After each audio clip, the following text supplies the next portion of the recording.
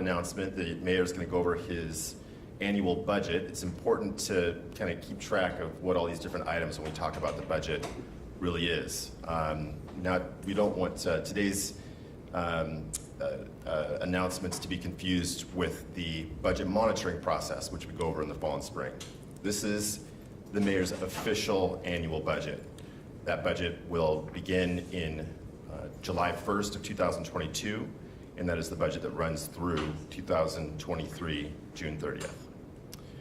And without further ado, we'll go ahead and introduce the mayor. Well, good afternoon, everyone. Thank you for being here. I have about 12-ish minutes of prepared remarks, and then I'll obviously open this up for question and answers. Portlanders reach out to me and to my staff each and every single day to share their experiences with the challenges that we face, especially regarding homelessness, public safety, livability, and questions and concerns around economic recovery.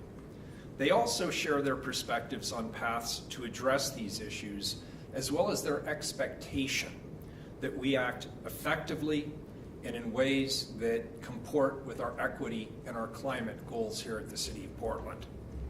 I hear their concerns, their frustrations, their hopes, and their ideas.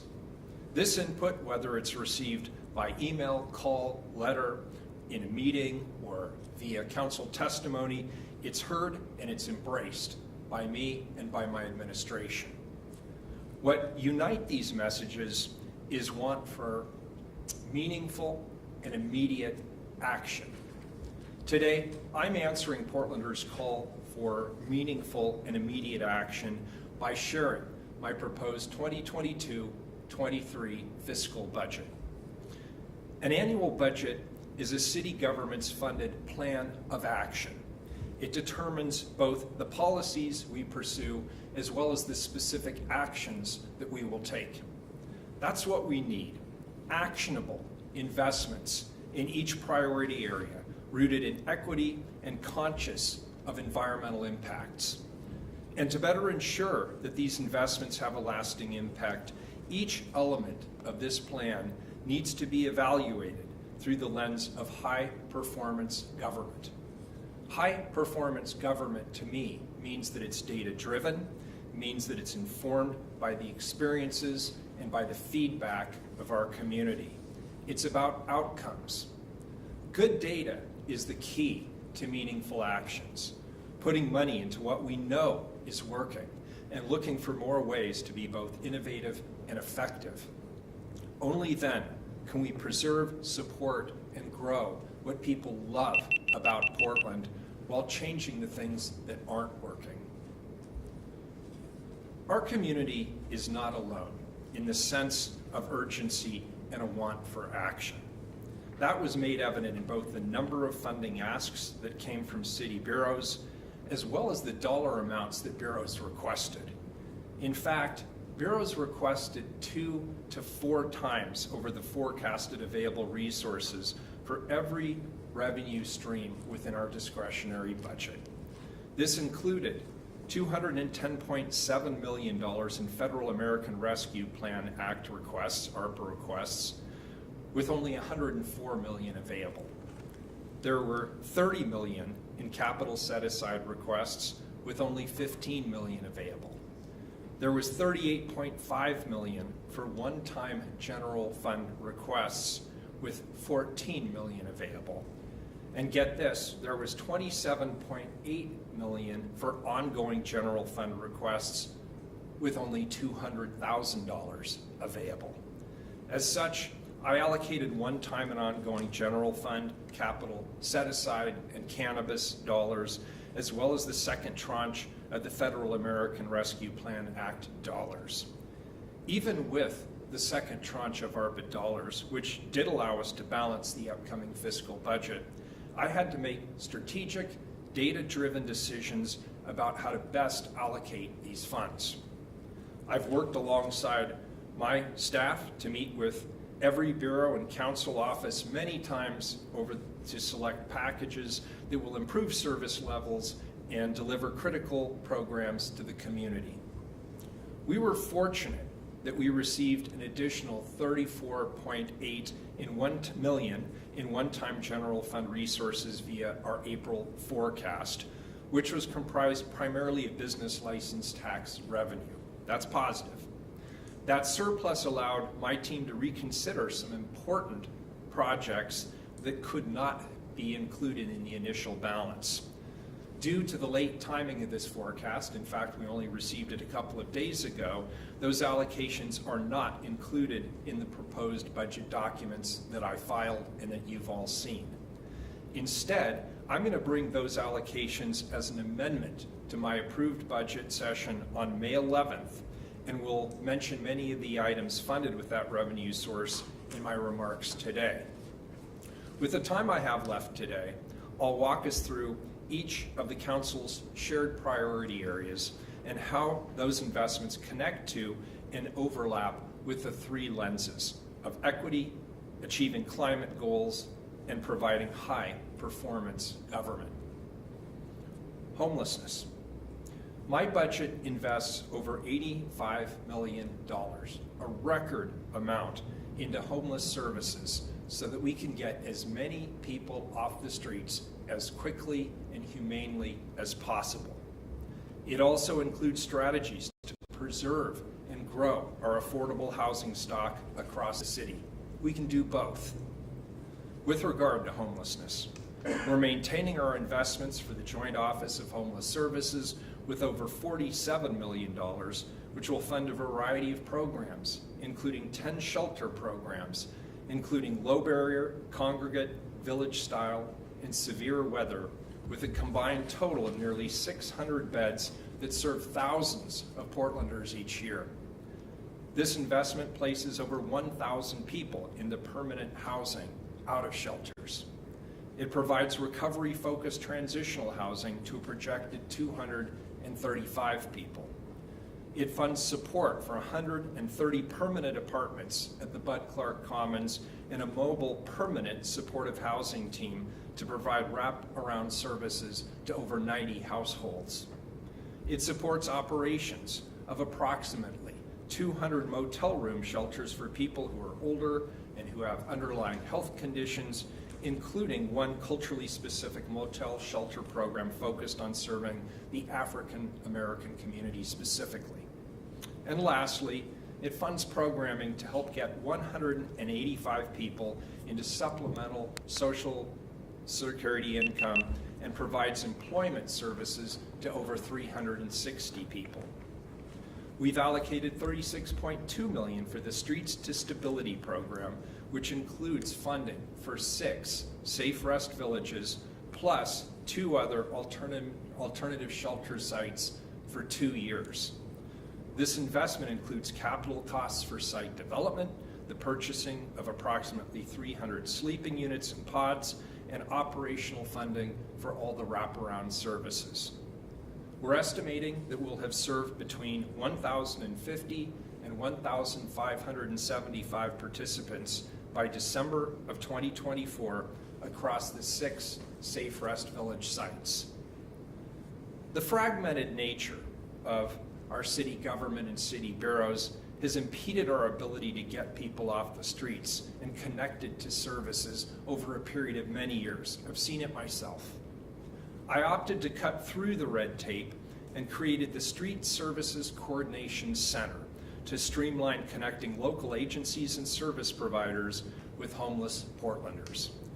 The center was activated just recently, just last month, and it's since made 76 shelter referrals, resulting in 71 people being successfully placed into shelter and 4 people being placed into treatment facilities.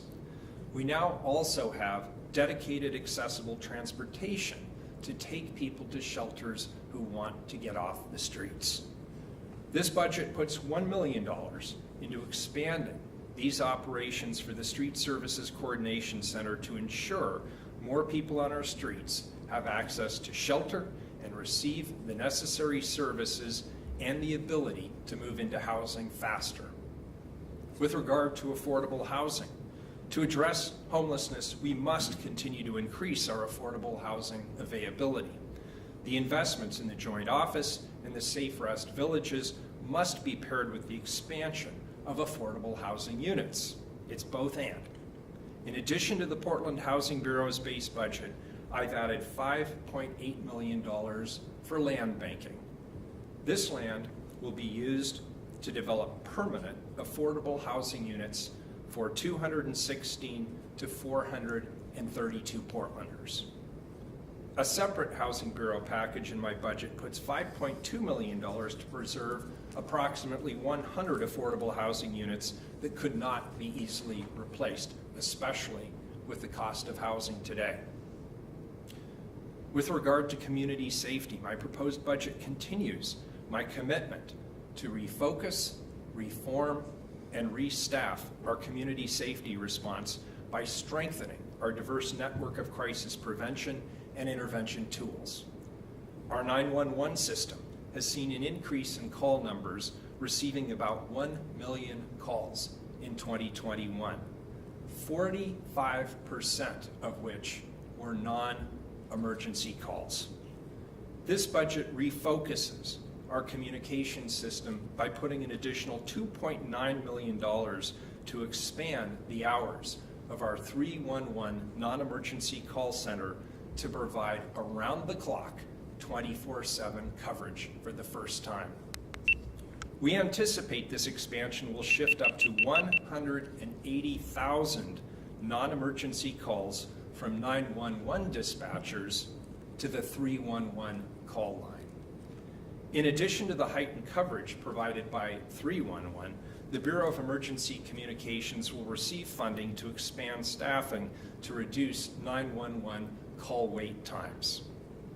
As part of our reform efforts, we funded the citywide expansion of the Portland Street response during the spring bump. You all remember that.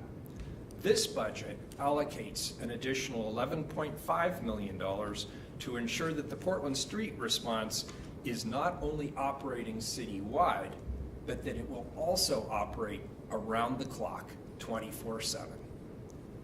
Hiring patrol officers has been challenging for police departments all across the nation, but I remain committed to my restaffing plan of adding 300 personnel, which includes 100 unarmed public safety support specialists, commonly called PS3s, to the Bureau over the course of 3 years. I'm proposing $3.9 million for an additional 28 public safety support specialists, in addition to $700,000 in ongoing resources to convert 8 limited-term PS3s into permanent positions. This will increase the total number of PS3s at the Police Bureau to 70 full-time employees, a 3-fold increase since the program was first funded in the fiscal year 17-18 adopted budget. I've also invested in reform with an historic $13 million for gun violence prevention in the city of Portland. This builds on the April 2021 gun violence ordinance, as well as the investments we already made to create the focused intervention team and the enhanced community safety team. $10.2 million will go to the Office of Violence Prevention to provide intensive case management to high-risk individuals, hospital-based violence prevention, wraparound services to violence-impacted families, and much more. $1.8 million will go to the expansion of the Park Ranger program, creating 24 full-time positions to continue supporting our safety goals as they patrol 11,000 acres of parkland citywide. And $1 million will go towards our summer ceasefire programs to be added to the $1.4 million I already allocated towards these efforts during the spring bump program. This will provide needed resources for summer engagement and intervention work, as well as expansion of the Mount Scott Gun Violence Reduction Pilot Project. $3.9 million will continue our investments in community-led policing and accountability. These funds will support the Portland Committee on Community-Engaged Policing, the implementation of body-worn cameras, and staffing for the Focus Intervention Team Community Oversight Group. Portlanders talk a lot about livability. I hear from Portlanders every day on this subject. Portlanders continue to see litter and graffiti across their neighborhoods and in business districts all across the city of Portland. My budget invests in stronger connections between the work of city bureaus and community groups to provide coordinated trash cleanup and graffiti abatement. I'm directing $2.2 million towards the graffiti abatement program, which will be used to provide graffiti removal services to approximately 12,500 businesses citywide. We've also re-upped our commitment and our relationship with Solve through a direct budget transfer. This provides Solve with the additional staff they will need to do more cleanups in Portland. Over the past year alone, Solve hosted 481 events where nearly 15,000 volunteers removed over 430 tons of trash. My team and I have enjoyed participating in these programs, and I want to thank all Portlanders who have actively participated in the beautification of our amazing city. I will touch more on this coordinated effort between city services, neighborhood associations, and neighborhood business districts in my speech at the State of the City later this week. My budget also makes large capital investments in key park and transportation facilities to ensure that these can be enjoyed by generations of Portlanders to come. One of these investments is the Mount Scott Community Center, which we've identified as an important resiliency site for our community. It not only provides recreational programming for youth, but it also serves as an important emergency shelter for over 100 people during extreme weather events, whether it be cold or whether it be smoke or whether it be something else. This budget allocates capital set-aside dollars to repair the roof of the facility, continue the work for seismic retrofitting, and supports the expansion of space for recreational programming. With regard to economic recovery, we know that investments in addressing homelessness, community safety, and improving livability issues like trash and graffiti all help with our economic recovery. But that's not enough. We also have to make direct investments to local business and neighborhood business districts across our city. We know that the pandemic has not impacted local businesses equally, and our economy is progressing slowly and with too much uncertainty. Some small businesses have seen an increase in revenue over the last couple of months, and that's great. Others continue to face challenges, and we need to work with them to support their efforts. This budget supports economic recovery and the promotion of small businesses with a heightened focus on minority-owned and emerging businesses. More specifically, I've invested in cultural and affinity group organizations to provide assistance with marketing, capacity building, technical and professional services, activation and re-tenanting, as well as re-careering the workforce. We're continuing to fully fund the Portland Bureau of Transportation's Healthy Business Program at a little over $5 million. You've all seen this project in action. It allows for restaurants and cafes to expand into parking areas with creative and unique outdoor seating. To put it mildly, Portlanders love it. This existing program has served over 1,000 businesses, 20% of which are owned by Black, Indigenous, and other people of color. It provides increased seating capacity for our restaurants, and it's so popular not only with Portlanders, but visitors as well, especially during the warmer months. Through Prosper Portland, we're investing $4.5 million towards grants for eviction prevention and operational support for between 150 to 300 place-based small businesses with a focus on those located in Old Town, East Portland, and the Central East Side. We're providing $2.5 million for a variety of re-tenanting support and commercial activations, like the highly successful My People's Market in neighborhood districts citywide. For those of you who've taken part in previous promotional events, we've done efforts like Shop Small, Shop Now, or Share the Love.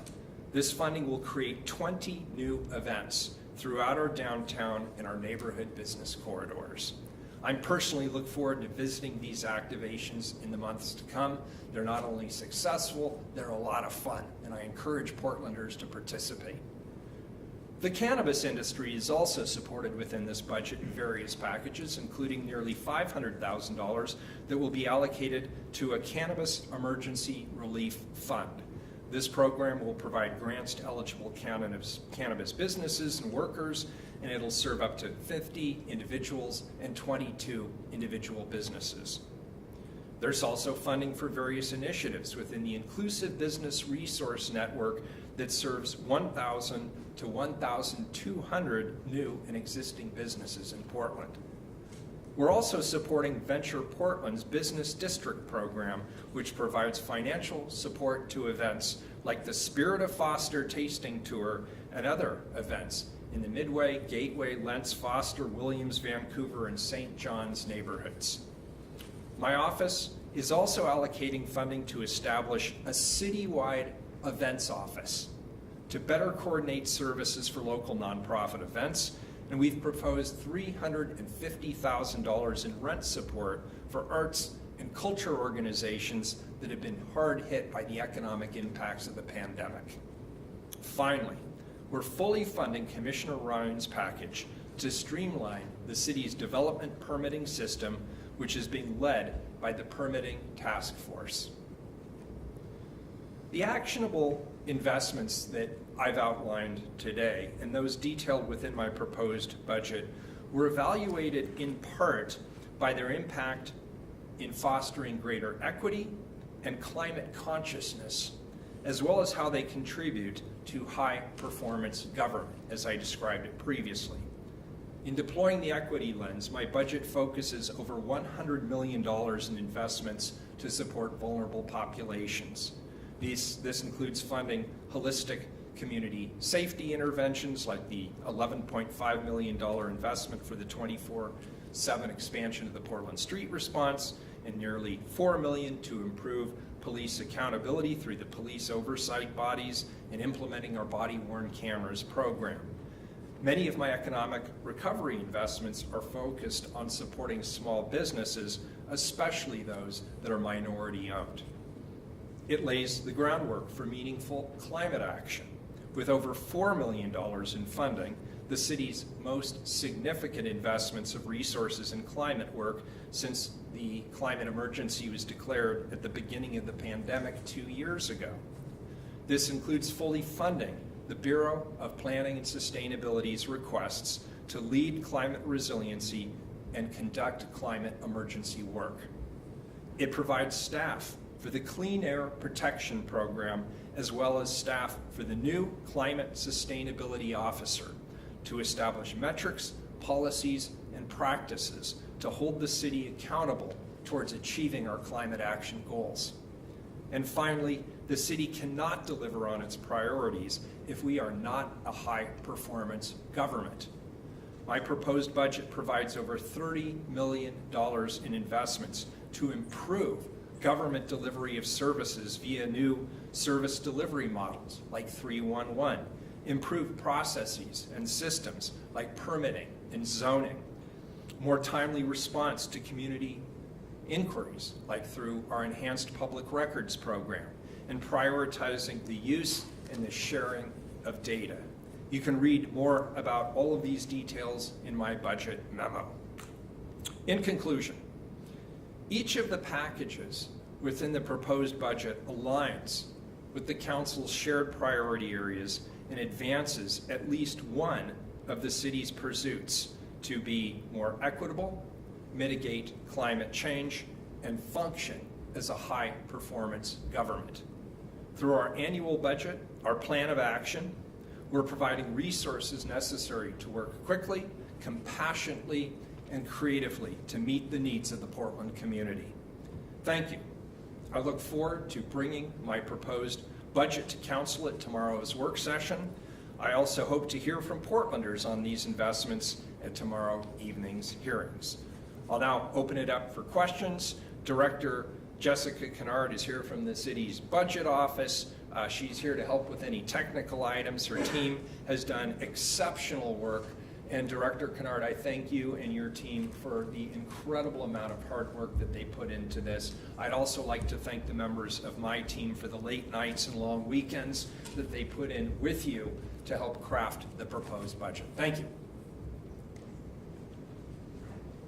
Rich, are you going to facilitate this too? So a couple notes just on how the process works. This is essentially highlights of the mayor's budget.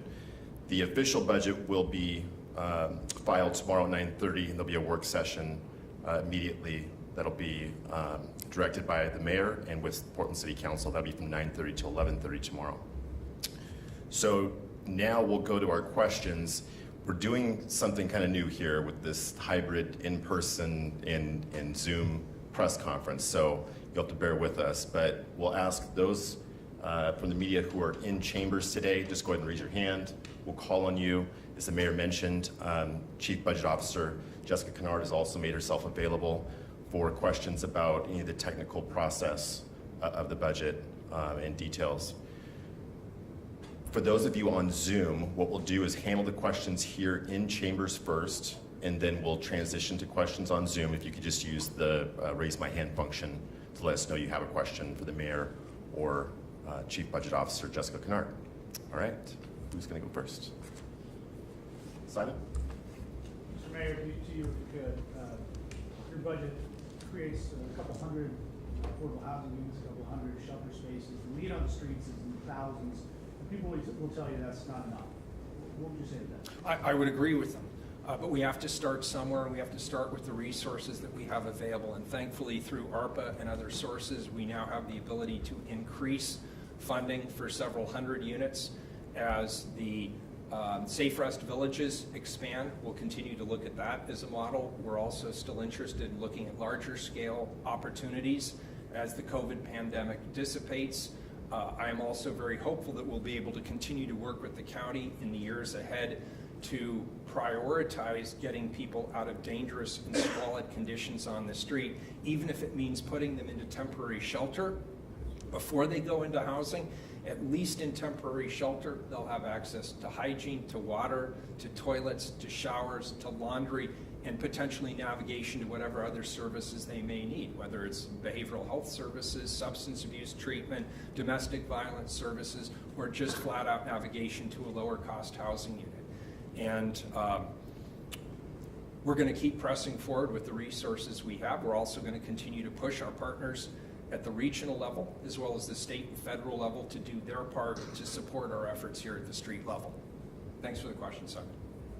Kelly? So, sorry, much on a similar Hi, Kelly. topic. I know you say you're putting in a lot of money, record-breaking money this year for the issues that have risen to the top this year, homelessness and of course, gun violence. But similar to what Simon said, we've been hearing this for years, that we're going to be helping a couple hundred people here and there, and we're still not seeing big changes, and Portlanders are fed up. So what difference is this going to make, or is it just funding more of the same? It's not funding more of the same. We're fundamentally changing the way that we manage this problem. And you've been here, Kelly, for years, and you've heard me say that we have many of the right strategies, but we are not appropriately scaled to the size and scope of the problem. I still believe that. And I've also said that while I'm going to keep pushing our federal partners and our state partners and our regional partners to do their fair share of the work, we cannot abdicate our responsibility to take care of our city with the resources we have. So that's my span of control. Those are the resources I have that are in this budget. And I have chosen over a period of many years to not only invest record amounts in getting people off the streets, I've led to coordinate our services through our coordination, our street level services coordination center that we have now funded. We have pushed policies like the 3 emergency declarations that I have passed on an individual basis under my authority, my emergency authority as the mayor of the city, to get people out of dangerous and squalid right-of-ways, to coordinate our efforts around the Street Safety Center and better interact with state and federal partners as well as our local partners. And of course, I cut through the bureaucratic red tape to help Commissioner Ryan with the Safe Rest Villages by just getting rid of a lot of the bureaucratic steps that he would have to go through ordinarily in order to site those villages. And so we're seeing those come online. But you will not see me relent on the importance of getting people off the streets as quickly and humanely as possible. And for me, that has meant not only to talk about housing and supportive housing, but I have been relentless since the day I got here saying we need temporary shelter to get people out of dangerous and squalid conditions on the street.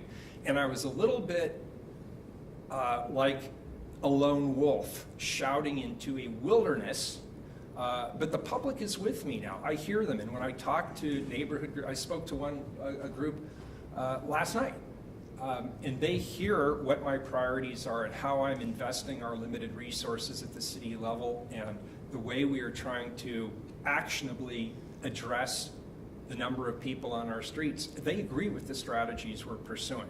Could we use more resources? Of course we could, but we don't have access to them, so we're going to do what we can with what we've got.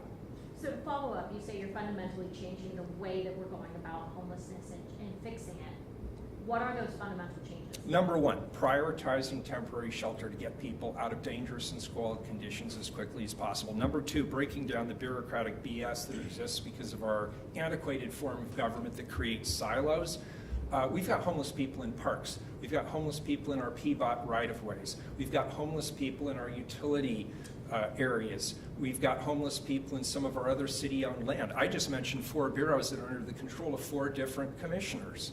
And so through my emergency directive and the creation of the Street Services Coordination Center, all of those bureaucratic obstacles disappear. And I did it through an emergency order. I did it through communicating and collaborating with my colleagues on the City Council who share my sense of urgency.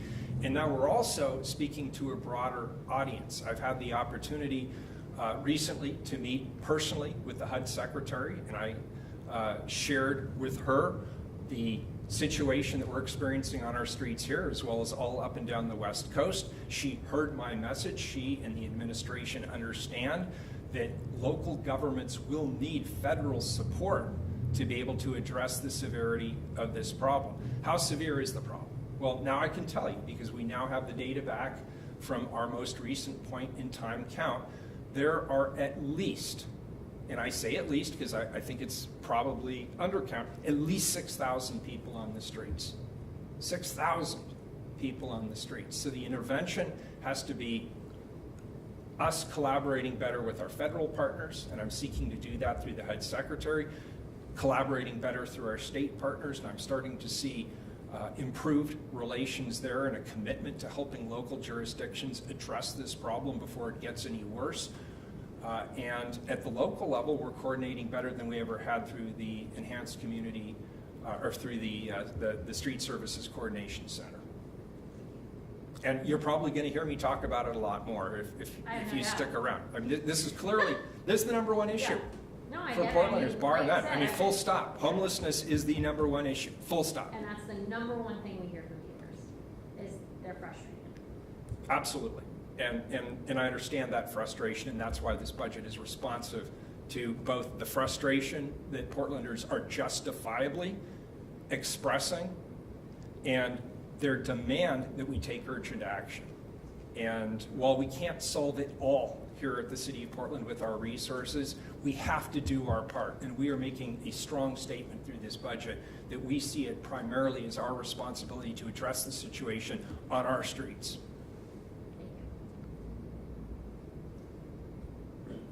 Just looking at public safety, seeing your budget does have 32 officers to kind of replace expected attrition, but outside of that, there's no new investment or new positions for sworn officers, given the record number of homicides in the city. Why besides the position? Hiring sworn officers is a tough thing to do right now.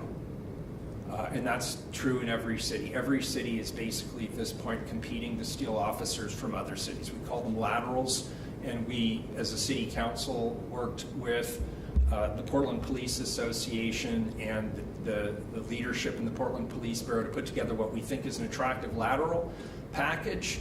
But we also have to be smart about the resources we have available. We are front-loading public safety support specialists who can do a lot of the same work that sworn, trained, certified, and armed officers can do. But what we do is we put them in the non-emergency work. So they can fill out reports. For example, if somebody has broken into your automobile, we can send a PS3 out to take a report, as opposed to having an armed, trained, certified police officer who probably should not be filling out reports, but should be out on the street addressing higher acuity crime. And so we're not only thinking about the number of people, and we've committed to 300 new staff members over the course of 3 years. We've invested more in the recruiting function so that we can be present. We've had communications with the new president of the Portland Police Association and Bureau leadership around a potential idea, a training academy idea that I think holds a lot of promise for the future, and we're going to continue to do what we need to do to increase staffing. There's no question in my mind that we are critically understaffed, and that's why this budget includes funding not only for recruiting.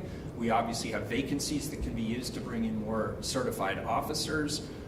We have the lateral program. We're going to do more to try and incentivize people not to retire, but to stay in the Bureau. We're going to invest in the non-emergency 311 system so that 180,000 calls that might have gone towards other emergency responders like the police will instead go to non-emergency responses and free up our limited police officers to do high-level acuity criminal work. That's how we're thinking about it. Supply side, in terms of the numbers, but also how do we utilize through the demand side the officers we have most effectively. And where they need to be utilized is high acuity emergency criminal activity that's happening right now. Part of your goal of 300 people added to the police department are 200 sworn officers. If those positions aren't being added this year, when will they? We're working very, very hard over the course of 3 years to bring in 300 personnel. Right now it's a tough time. It's a tough market to hire anybody. It's a particularly tough market to hire police officers, so we're being smarter about it. We're thinking about how are the officers used, how do we improve our recruiting function, how do we train up some young people in our own community, potentially through a community college or a university, to be a cadet and come back into our program. How do we retain the good, experienced officers that we currently have so that they don't leave yet? I mean, let's not forget, before we hit COVID and this sort of unique time in history where policing is a tough job and you're under a lot of scrutiny and there's many options available to you in policing and in other fields around the country. Before that, we were already talking about a hiring crisis because you have the baby boom generation retiring. The Great Retirement was supposed to be caused by a demographic shift.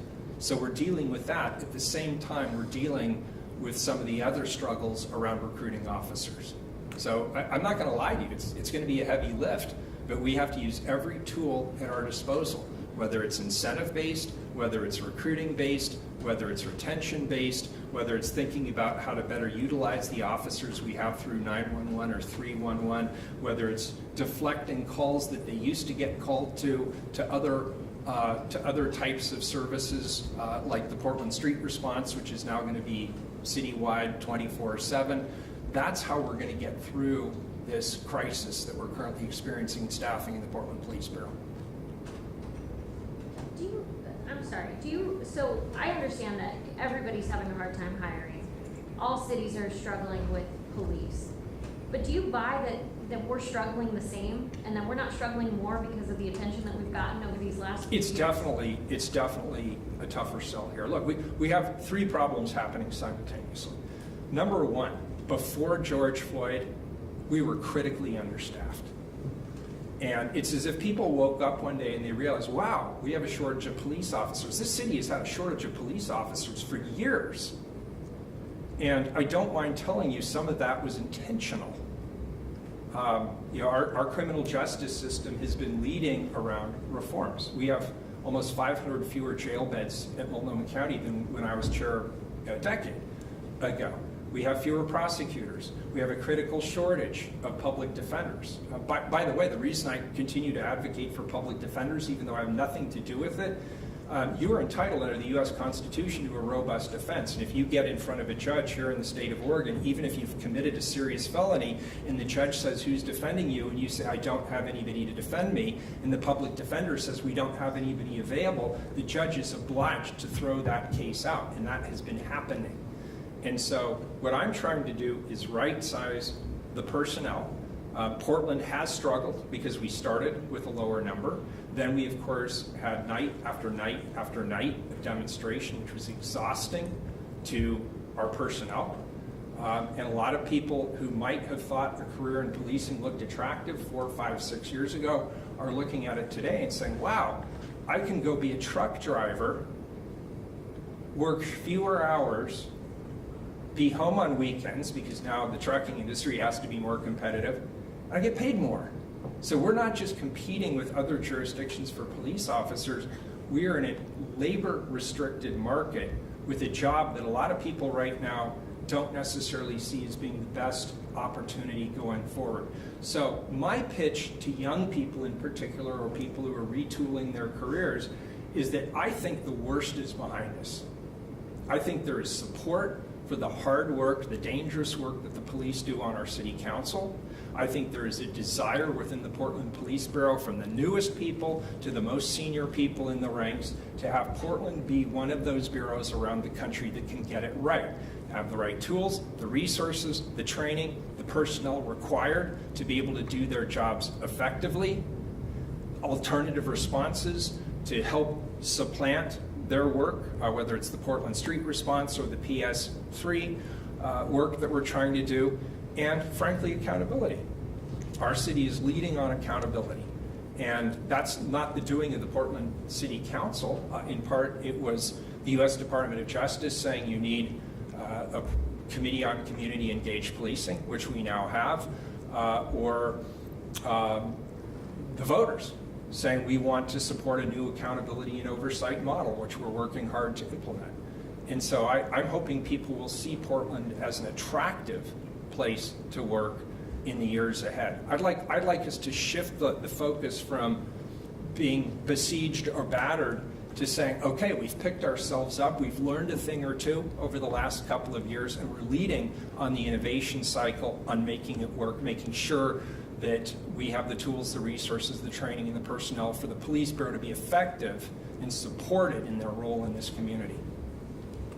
We're just going to switch gears here real quick and check in with our Zoom group to see if we've got any questions. One last question, and I promise I'll stop. Well, we'll come back to you. Yeah. Oh, you get it too I'm loud. not going anywhere, I live here. Where's your mic at? So let's ask if the Zoom Yeah, come folks on. want to raise their hands. You answer this one, it's a tough one. It's like I got this. I'm sorry. So they just want to raise So what their we're going to do, Mayor, real quick, is just take a couple questions off our Zoom. Oh, yeah, of course, yeah. Shuli, do we have any questions currently in the queue? Okay, so this is an opportunity for our Zoom group. If you do have a question for the mayor or Jessica Kennard, please feel free to raise your hand now. Otherwise, we're going to continue with the questions that are here in chambers. No go. Okay. All right. Sorry about that, Kelly. No, you're okay. Are they able to hear you? Yeah. Yeah. Okay. Yep. Okay, so I'm asking a question about economic recovery. So what is the city going to do to crack down on the violence that often follows peaceful protests, as it does regularly hurt businesses trying to recover? Yeah, no kidding. And I've said this before, so I'm not saying anything you have not heard me say before. But the way we stop people from engaging in acts of criminal destruction and violence, which is not protest, by the way, and I want to make it very clear. I support protest. I support free speech rights. But the minute you pick up a brick or take a metal baton and you break the window of a residence or a business or a car, or if you take a punch at somebody, that is no longer protest, that is criminal activity, and you should be arrested and you should be prosecuted. You should be held accountable for that activity. And so the challenge for the Portland Police Bureau, of course, is knowing where is that going to happen. We had hundreds and hundreds and hundreds of people demonstrating last night, and there was at least, I think, 1 or 2 splinter groups, and they came around, broke some of the windows here at City Hall. I don't understand how breaking the window across the street at Starbucks helps further the cause of choice. I cannot connect the two, and just because it's spray painted on the side of the building doesn't make it clear in my head. It's still a criminal act, and it should be, the people engaged should be held accountable. I understand that at least 1 arrest was made last night. The Police Bureau believes that they will have sufficient high-quality footage, investigative follow-up, that there will be other arrests as well. And we should hold individuals accountable for that kind of behavior. And I know I take heat from people who say, oh, he's anti-protest. I'm not anti-protest. I'm anti-stupid. And I'm anti-people breaking other people's property. 2 summers ago, people marauded down MLK and destroyed minority-owned businesses and had the audacity to paint BLM on the broken windows. And I stood there the next day with African-American leaders saying this is wrong. And it honestly didn't get much attention. And we've seen this kind of activity since then, and we saw it again last night. I think the vast majority of people who are out here protesting in support of choice would be appalled to know that some group decided to start smashing out the windows of businesses, small and large, and attach it to the pro-choice movement. I think most people would be disgusted by it. And I suspect that's part of the reason that the people who engage in these activities wear costumes, because they're cowards. And they knew that if they had to be held to the light of day, they wouldn't do what they're doing. They know it, so do I. Okay, we do have one question by Zoom. I'm just going to go to that really quick, and that's Angela. Just give us a second here, Angela. We got sound. Okay. You can go ahead, Angela. Thank you for taking the questions, Mayor Weaver. This is Angela Burke, Health News. I read about the intersection of health and homelessness, and I've spent quite a bit of time in Portland and Wisconsin. I'm just wondering, kind of a bigger picture question for you, looking at the tremendous amount of investments Portland is making in homelessness, yet the numbers are skyrocketing, and people are getting sicker, frankly, we're desperate on the streets. I have a two-part question, which is, sounds like your argument is there needs to be more services, more support, and obviously more housing for people.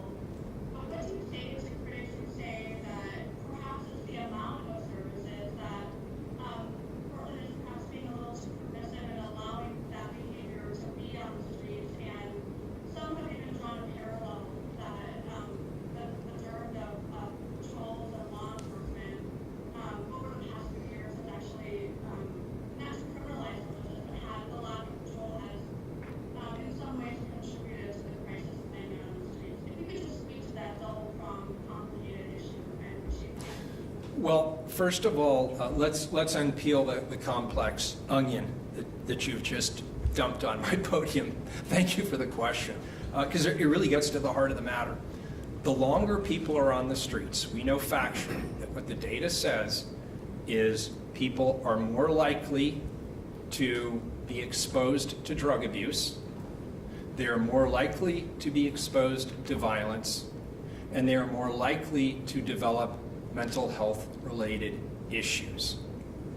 What that tells me is if you want to solve this problem, you've got to intervene quickly. You have to act with urgency to get people off the streets and out of those squalid and dangerous circumstances as quickly as you can. Thus, my relentless call for temporary shelter. I realize temporary shelter is not the solution to homelessness, but it's a darn good start. It gets people out of dangerous and squalid conditions, and it potentially connects them with whatever set of services they need to get off the streets safely and successfully. And with regard to the question, are we encouraging people to become homeless here because our services are so fantastic? everybody that I have spoken to on the streets thinks our services are horrible.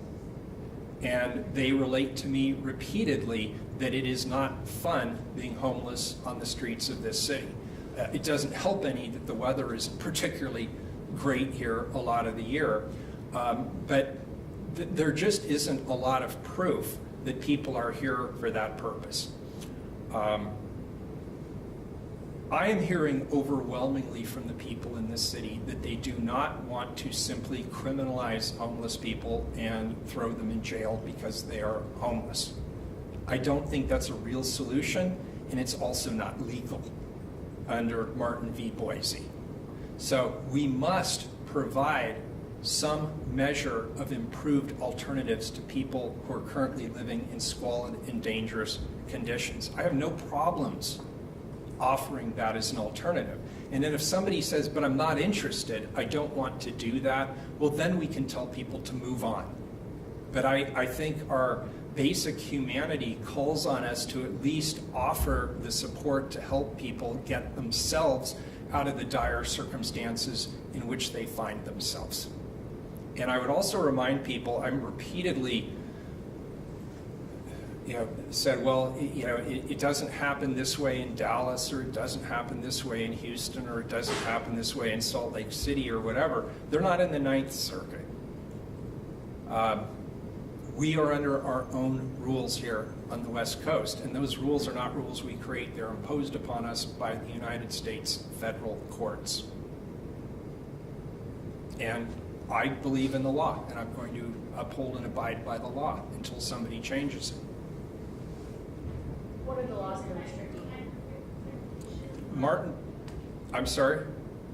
Oh, just a quick clarification, a follow-up on the service lot for bags and during not the, it's a bit of a distinction. It's not the question is if our services drawing people, but the amount of services available for homeless people living outside is for keeping people there, and Portland perhaps lacks the adequate tool, or is it using the tools to, those services are keeping people there rather than helping people off the streets? Well, I'll speak for myself. There's a lot of people with a lot of different opinions when it comes to how best to address homelessness in our community. I'm called one of two things. I'm either called inhumane because of the executive directives I've passed and the calls I've made to remove people from squalid and dangerous conditions and put them into a place that I believe is safer and more humane.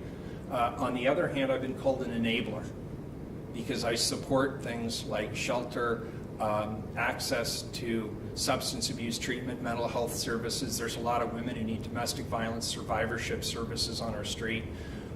Youth services, there's a lot of young people living on our streets, and is that our fault, or is it the fault that we know that we have a foster care system that delivers people to the streets when they age out?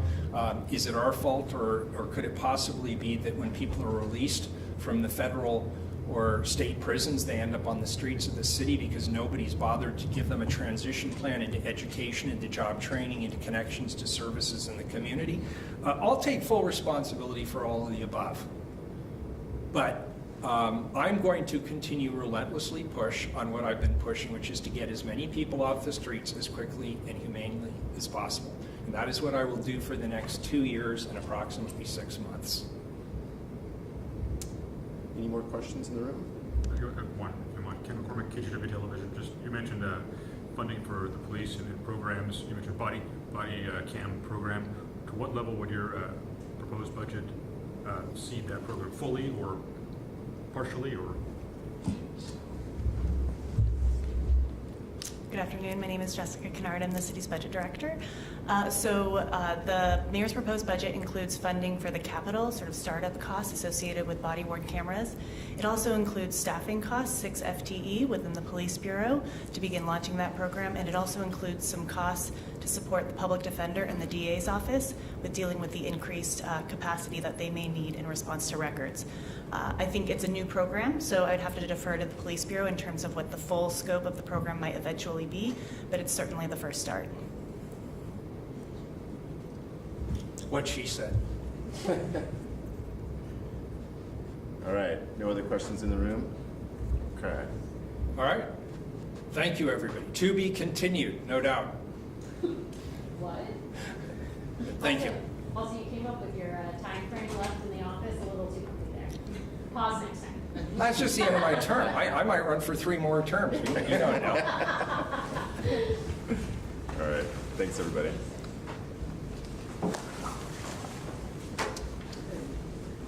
Streams are all off. Streams are all off. All right, we're good. Thanks, man. You've been in town that long, you know?